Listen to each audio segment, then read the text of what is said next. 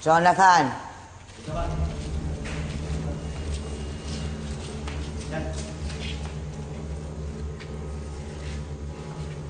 Marlon.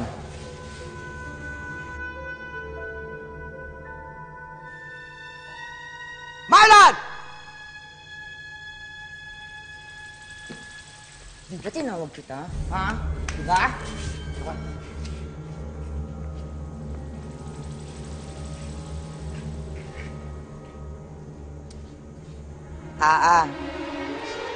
Hoy, tayo dyan.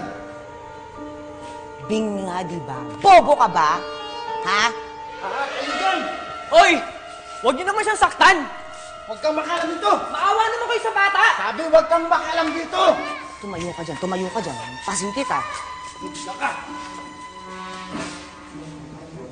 Empoy!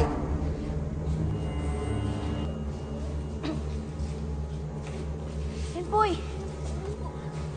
Madam, ako na lang po parusahan niyo. Huwag naman yung kapatid ko. Maliit pa siya eh. Ano ngayon kung maliit? May mas maliit pa nga sa kanya. Huwag mo nga akong gagawin. Doon ka nga! Chopper! Empoy! Dito ka! Dito ka! Empoy! Dito ka! Ay! Diyan ka! Hoy! Tumigil ka! Ang pinakahuli.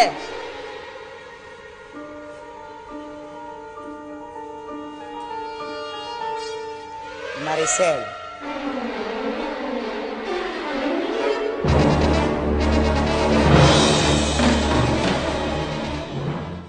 Ako na lang po parusahan niyo. Sige na po. Maawa po kayo sa kapatid ko. Sige na po, Kuya Julio. Empoy! Ay, okay ka lang. Sige na. Empoy! Ako na lang parusahan niyo! Empoy! Umalis ka dyan! Kuya Julio, ako na lang po parusahan niyo. Maawa kayo sa kapatid ko. Kuya Julio, sige na! Alam niyo naman yung patakaran, di ba? Sige na! Sige na! Kuya Julio! Sige na! Empoy, babalikan kita!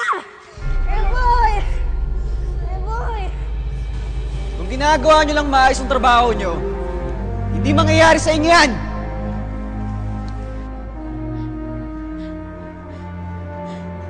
Baka naman pwedeng palampasin to. Maawa naman kayo sa mga bata. Ang patakaran ay patakaran.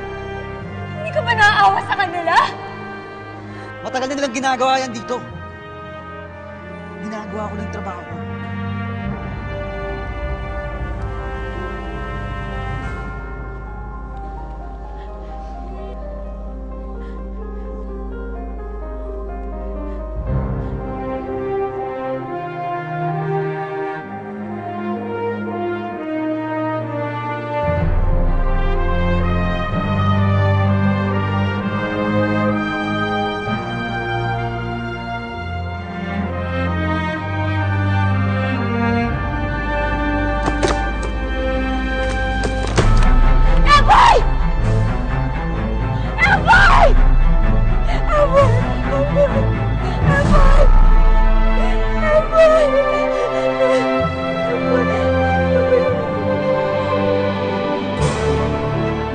Hoy!